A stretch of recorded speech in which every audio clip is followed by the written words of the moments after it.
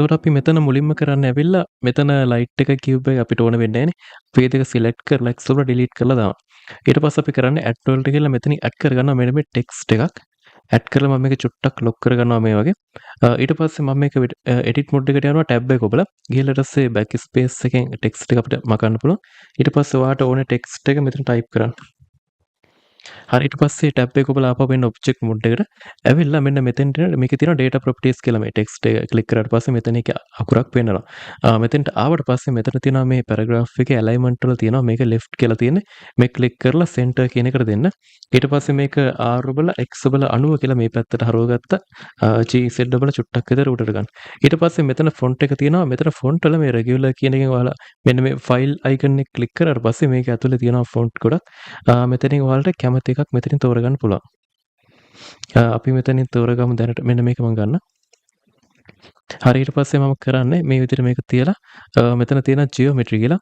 geometry කියන එකේ අපි මෙතන මේ extrude කියන එක ටිකක් වැඩි කරමු. ඒතකොට මේකෙන් වෙන්නේ text එකේ ඝනකම ටිකක් වැඩි වෙන එක වෙන්නේ. මේ ගානට වගේ මම වැඩි කරගන්නවා. ඊට පස්සේ දැන් මේ ටික හරි. දැන් අපි මේක ඔබ්ජෙක්ට් එකක් විදිහට කන්වර්ට් කරන්න ඕනේ. ඒකට අපි කරන්නේ right click කරලා මෙතන convert to mesh කියලා තියෙනවා. මේක දුන්නාට පස්සේ දැන් ඇවිල්ලා මේක 3D ඔබ්ජෙක්ට් එකක් ටෙක්ස්ට් එකක් නෙවෙයි. ඒතර ඔයාලට මේක ආයෙ එඩිට් කරන්න බෑ. ඔයාලා මේක එඩිට් මොඩ් එකට ගියොත් එහෙම ඔයාලට පේන්න ඇති මේක බෙදලා තියෙන ෆේස් ගන්න. ඒ කියන්නේ මම මේ ෆේස් එක සිලෙක්ට් කරලා පෙන්නන්නම්. ඒතර ඔයාලට පේන්න ඇති මේක නිකන් තනින් තන රැන්ඩම් විදිහට තමයි මේ ෆේස් කැලි වලට කැඩලා තියෙන්නේ. ඒතර අපිට ඕනේ මේක ඇවිල්ලා මෙහෙම නැතුව නිකන් හරියට ගානට කොටු කොටුවට එන්න හදාගන්න. එතකොට ඒකට අපි කරන්නේ ඔබ්ජෙක්ට් මොඩ් එකට ආයෙ ඇවිල්ලා මේක යනවා modifiers වලට ගිහිල්ලා මෙතන add modifier වල තියෙනවා remesh කියලා එකක්. අපි search කරමු මෙතන remesh කියලා. ඊට පස්සේ මේ remesh කියන එක add කරගන්න මෙතෙන්ට. එතකොට මේ remesh කියන එක add කරලා මෙන්න මේ voxel size කියන එක තියෙන්නේ. මේක අඩු කරන්න. මේක අඩු කරනකොට ඔයාලට පේන්න ඇති මේ විදිහට text එක හැදෙනවා. මෙතන ඇවිල්ලා voxel එක ගොඩාක් අඩු කරනකොට සමහරට lag වෙන්නත් පුළුවන්. ඒ හින්දා පොඩ්ඩක් සාමාන්‍ය ගානට වගේ අඩු කරගන්න. මේ ගානට වගේ voxel ගාන තියාගන්න. ඊට පස්සේ අපි මේකට apply දෙන්න ඕනේ. දැන් ඔය edit mode එකට ගියොත් එහම ඔයාලට පේනවා ඇති දැන් ඇවිල්ලා මේකේ face අර ගානට හැදිලා තියෙනවා. ලස්සනට කොටුවට හැදිලා තියෙනවා. හරි එතකොට ඊට පස්සේ අපි කරන්නේ මේකට particle system එකක් add කරන්න ඕනේ. එතකොට අපි කරන්නේ මේකේ ක්ලික් කරලා එනවා මෙන්න මෙතෙන්ට particles වලට. ඇවිල්ලා මෙතන ධන අකුණ ඔබලා අපි මෙතෙන්ට particle system එකක් add කරනවා. ඊට පස්සේ අපි මේක play කරොත් ඔයාලට පේනද මේ විදිහට මේක පල්ලෙහාට වැටෙනවා. එතකොට මට මෙතන particles විදිහට වැඩ කරන්න ඕනේ මෙන්න මේ පොඩි plane එකක්. මම plane එක add කරලා මේ පැත්තෙන් තියාගන්නවා. ඊට පස්සේ මම කරන්නේ මේ text එක click කරලා particle setting වලට ඇවිල්ලා මෙතන render කියන එකේ render as object එක විදිහට අපි මෙතනින් select කරගමු මෙන්න මේ plane එක. දැන් අපි මේක play කරොත් එහම ඔයාලට පේනවා මේ විදිහට අර plane එකේ තමයි මේ plane කැලේ තමයි මේ විදිහට වැටෙන්නේ. ඊට පස්සේ අපි මේකේ rotation කියන එක on කරලා මේකේ අපි ඔක්කොම randomize දාලා මේ dynamic කියන එක on කරගන්නවා.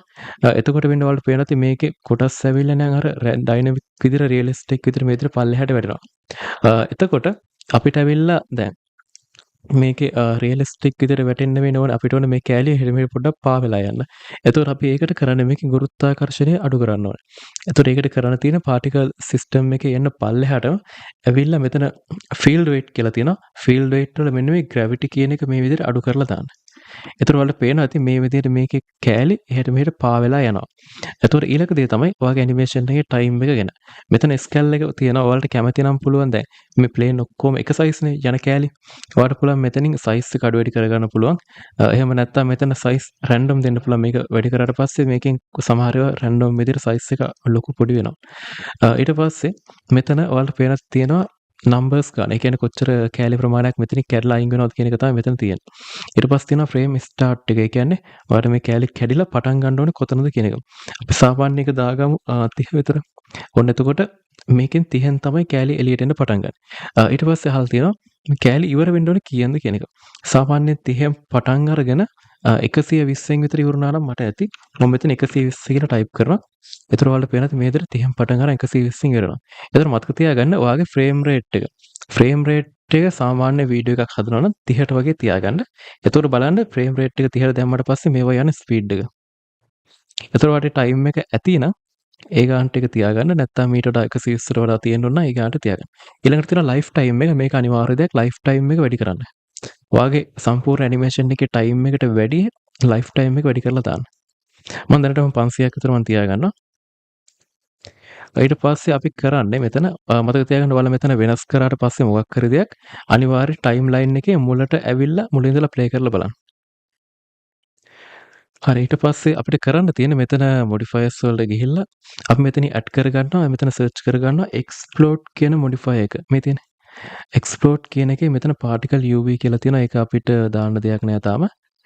අපි දැන් මේක ප්ලේ කරොත් එහෙම ඔයාලට පේනවා ඇති. අර පාටිකල් සිස්ටම් එකට අනුව ඔයාගේ ටෙක්ස්ට් එක කොටස් වලට කැඩිලා යනවා. ඒතර මේක තමයි අපි කරන වැඩේ. එතකොට ඊට පස්සේ අපි කරන්නේ දැන් මෙතන නම්බර්ස් ගන්න අපි වැඩි කරන්න ඕන අපි ඒක පස්සේ කරමු. මම මෙතන මුලින්ම මෙන්න මේ එක්ස්ප්ලෝඩ් මොඩිෆයි එක මෙතනින් ඕෆ් කරගන්නවා. මෙන්න මේ බටන් එක ඔබලා. මොකද නැත්තම් වෙන්නේ මේක ලැග් වෙන හින්දා. ඒකෙන් අපි දැනට ඕෆ් කරගමු. ඊට පස්සේ මම මෙතන ඇඩ් වලට ගිහලා ඇඩ් කරගන්නවා මෙතන ෆෝස් ෆීල්ඩ් වලින් මෙන්න මේ ටර්බියුලන්ස් කියන එකක්. අපි මේක අරගෙන යමු ටෙක්ස්ට් එකේ උඩට විතර මේ හරියට අරගෙන ඇවිල්ලා මම ඒකේ ස්ට්‍රෙච් එක ටිකක් වැඩි කරගන්නවා ෆ්ලෝ එකත් මම චුට්ටක් වැඩි කරගන්නවා. එතකොට ඔයාලට පේනවා මේ විදිහට මේක එහෙට මෙහෙට රැන්ඩම් විදිහට පොඩ්ඩක් එහෙට මෙහෙට යනවා. ෆ්ලෝ එකෙන් වෙන්නේ මේව කෑලි එහෙට මෙහෙට යන ස්පීඩ් එක ටිකක් අඩු වෙන එක. ස්ට්‍රෙච් කියන එක නම් ඉතින් ඒක මේකේ පවර් එක වැඩි වෙන එක තමයි වෙන්නේ. අපි මේක චුට්ටක් මේ හරියෙන් තියලා බලමු. එතකොට මේ විදිහට තමයි මේක වෙන්නේ. ස්ට්‍රෙච් එක අපි තව වැඩි කරලා බලමු මේ ගන්නට වගේ. එතකොට කෑලි ගොඩාක් එහෙට මෙහෙට යනවා. ෆ්ලෝ එකත් අපි 10ට දාලා බලමු. ස්ට්‍රෙන්ච් එක අපි දාමු 40කට විතර. මේක පොඩ්ඩක් එහෙට මෙහෙට කරලා බලන්න ඔයාලට අවශ්‍ය විදියට ස්පීඩ් එකයි කෑලි එහෙට මෙහෙට යන එකයි හදාගන්න. එතකොට මේ විදිහට යනවා. දැන් ඇවිල්ලා අපිට කරන්න තියෙන දැන් අපි මෙතනදී මෙන්න මේ එක්ස්ප්ලෝඩ් මොඩිෆයර් එක ඔන් කරොත් එහෙම බොහෝ දුරට මේක ලැග් වෙන්න පුළුවන්. එහෙනම් තමයි මම මේක ඔන් කරේ නැත්තේ. ඔයාලට පේනවා ඇති මේක ලැග් වෙනවා ටෙක්ස් ස්ලෝ විදිහට මේක රන් වෙන්නේ. එතකොට මේ විදිහට ඔයාලට පේනවා ඔයාගේ ටෙක්ස්ට් එක කෑලි වලට කැඩිලා යනවා. ඊට පස්සේ මෙතන පාටිකල්ස් වල නම්බර්ස් ගාන වැඩි වෙන තරමට අර එක්ස්ප්ලෝඩ් එකේ කෑලි කැඩෙන ගාන වැඩි වෙනවා. උදාහරණයක් විදිහට මම මෙතන දැම්මොත් 6000ක් නා වැඩි අපි 5000ක් දාමු. 5000ක් දාලා ප්ලේ කරොත් එහෙම ඔයාලට පේනවා ඇති බොහොම පොඩි පොඩි කෑලි වලට තමයි මේක කැඩිලා යන්නේ. අපි දැනට එක්ස්ප්ලෝඩ් එක අය පාරක් මෙතනින් ඔෆ් කරගන්නවා නැත්නම් ලැග් වෙන හින්දා මෙතන ඇවිල්ලා අපි මේ මොඩිෆයර් එක මෙහෙම අපි කොපි එකක් දාලා බලමු මොකද වෙන්නේ කියලා. එතකොට ඔයාලට පේනවාද මෙතන මම මොඩිෆයර්ස් දෙකක් තියෙනවා මම අරගෙන කොපි එකක් දාගත්තා. එතකොට මේ විදිහට කෑලි වලට මේවා කැඩලා යනවා. දැන් අපිට කරන්න තියෙන්නේ මෙතනදී මේක බේක් කරගන්න තියෙන්නේ. ඔයාලට කරන්න තියෙන අපි එක්ස්ප්ලෝඩ් එකක් දැම්මා, පාටිකල් සිස්ටම් එකක් දැම්මා. අපි මේකත් පොඩ්ඩක් ඔන් කරගත්තා. ඊට පස්සේ මෙතන පාටිකල් සිස්ටම් එකේ මෙතන තියෙන මේ තියන්නේ මෙතන උඩම කෑෂ් කියලා. මෙතන ඇවිල්ලා බේක් කියලා තියෙනවා. මෙතන අපි මේක බේක් කියන එක දෙන්න ඕනේ.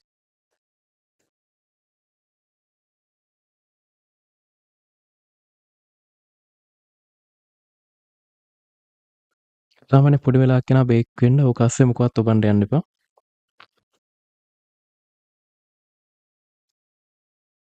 ඔයාලා මෙතන යට පෙන්නනවා බේක් වෙන 100 කීයක් වෙනවද කියන මේක.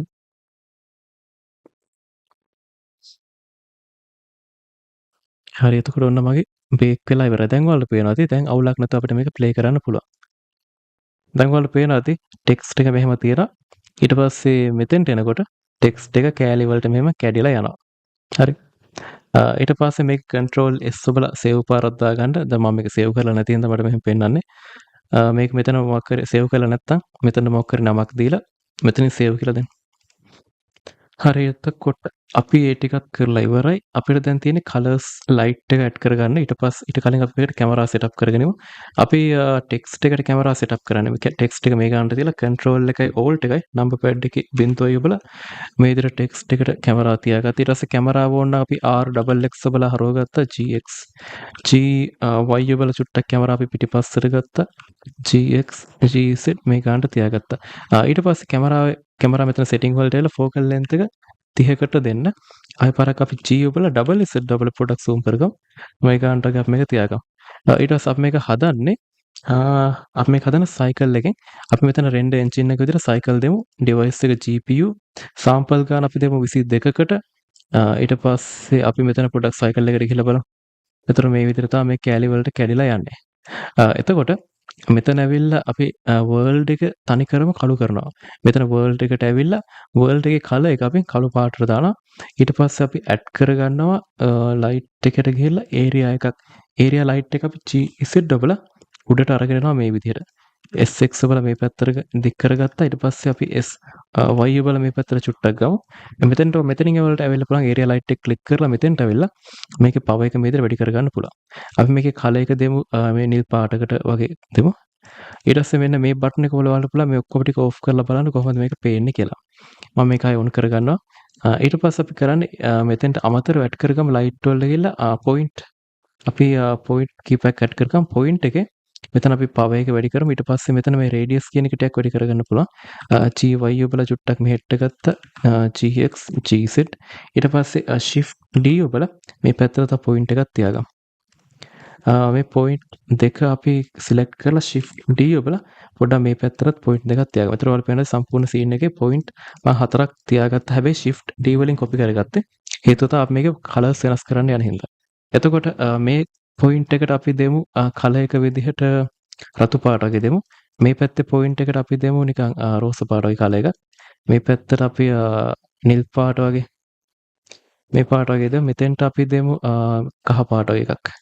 හරි. එතකොට අපි මෙතනින් බටන් එක ඕෆ් කරාට පස්සේ ඔයාලා පේනවා මේ විදිහට ටෙක්ස්ට් එකට කලර් එක වැටලා තියෙනවා. එතකොට ඇවිල්ලා අපි මෙහෙම තව දෙයක් කරනවා. මෙතන මේ ඒරියා එකක් අපි දැම්මනේ. මේක මම shift D ඔබලා Y ඔබලා මේ පැත්තට ගන්නවා.